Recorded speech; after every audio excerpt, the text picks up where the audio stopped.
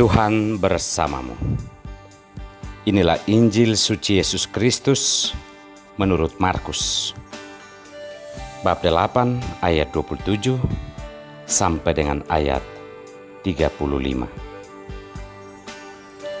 Kemudian Yesus beserta murid-muridnya berangkat ke kampung-kampung di sekitar Kaisarea Filipi.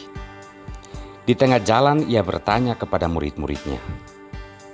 Katanya, "Kata orang, siapakah aku ini?" Jawab mereka, "Ada yang mengatakan Yohanes Pembaptis, ada juga yang mengatakan Elia, ada pula yang mengatakan seorang dari para nabi." Ia bertanya kepada mereka, "Tetapi apa katamu, siapakah aku ini?" Maka jawab Petrus, "Engkau adalah Mesias."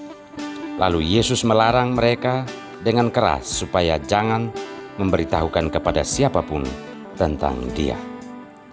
Kemudian mulailah Yesus mengajarkan kepada mereka bahwa Anak Manusia harus menanggung banyak penderitaan dan ditolak oleh tua-tua, imam-imam kepala, dan ahli-ahli Taurat, lalu dibunuh dan bangkit sesudah 3 hari. Hal ini dikatakannya dengan terus terang, tetapi Petrus menarik Yesus ke samping dan menegur dia.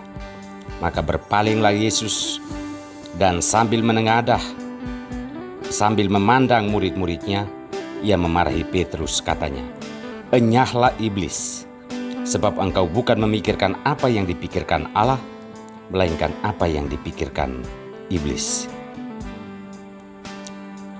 Lalu Yesus memanggil orang banyak dan murid-muridnya dan berkata kepada mereka, "Setiap orang yang mau mengikuti aku, ia harus menyangkal dirinya, memikul salibnya dan mengikuti aku.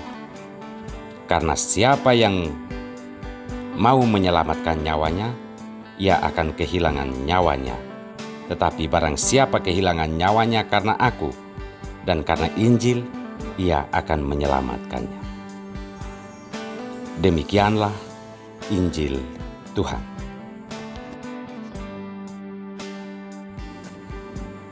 Mau pakai pikiran Allah atau pikiran iblis? Inilah Sampan bersama saya, Pater Domikevi, SVD. Bapak, Ibu, saudara-saudariku yang terkasih dimanapun Anda berada saat ini, Sampan kembali menyapa Anda sekalian. Semoga selalu dalam keadaan sehat dan dilindungi oleh Tuhan. Saudara-saudariku terkasih, jalan pikiran iblis atau setan itu mudah dipahami, sedangkan jalan pikiran Allah sulit untuk dipahami. Iblis atau setan tahu betul manusia itu rawan godaan. Jika ditawarkan saja sedikit hal yang nyaman, pasti dengan mudah dipahami dan diraihnya. Sementara jalan pikiran Allah itu sulit dipahami, karena Ia tidak memberikan kenyamanan di depan mata kita. Ia tidak menjanjikan hal-hal yang muluk. Namun jalan pikiran Allah itu realistis dan benar. Jalan pikiran Allah menunjuk pada kebenaran hidup yang sesungguhnya, walau hal itu membutuhkan pengorbanan untuk mendapatkannya. Oleh karena korban itulah, maka jalan pikiran iblis lebih populer di kalangan manusia daripada jalan pikiran Allah. Saudara-saudariku yang terkasih, hari ini Yesus bertanya kepada kita sebagai murid-muridnya, "Menurut kamu, siapakah aku ini?" Yesus ingin tahu konsep pikiran apa yang ada di dalam diri kita ketika kita memutuskan untuk beriman kepadanya. Apakah konsep itu adalah konsep kenyamanan, konsep kemulukan, ataukah konsep pengorbanan sebagai hal yang realistis untuk mendapatkan keselamatan? Petrus mewakili kita semua dan kita pun sepakat bahwa Yesus adalah Mesias, Anak Allah. Akan tetapi ketika Yesus menjelaskan konsep mesianisme itu, di mana ia akan ditangkap, dianiaya dan dihukum mati, Petrus menasihati Yesus untuk tidak menempuh jalan tersebut.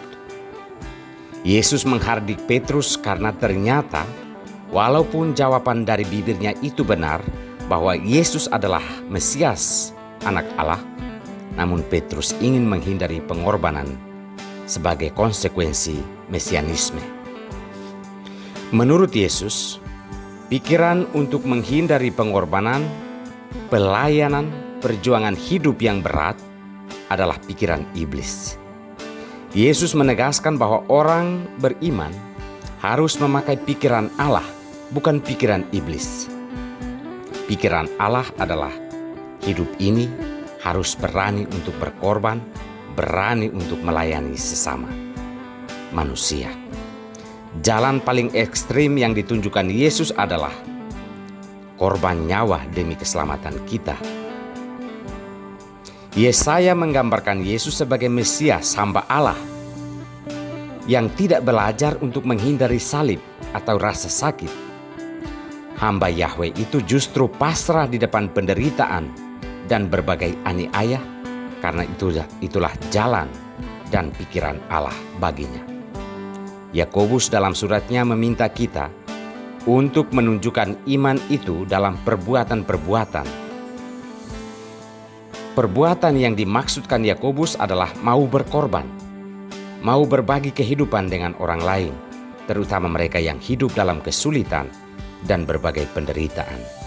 Di sini Yakobus mau mengajak kita untuk sadar bahwa iman itu tidak selesai di dalam rumah ibadah, tetapi iman yang sebenarnya adalah perbuatan-perbuatan baik yang kita lakukan setelah kita sembahyang. Saudara-saudariku yang terkasih, sabda Tuhan mungkin berseru kepada kita pada hari ini. Wahai kaum beriman, kaum yang menyebut diri sebagai hamba Allah, kaum yang menyebut diri sebagai orang saleh dan beriman, marilah kita menjalani hidup dengan pikiran Allah, yakni mau berkorban demi kehidupan orang lain, bukan mencari kenyamanan dengan mengorbankan atau merampas hak-hak hidup sesama kita, lalu kita kembali berdoa sepanjang waktu di dalam rumah ibadah. Semoga pikiran Allah selalu mengalir di dalam setiap langkah hidup kita. Tuhan memberkati kita semua.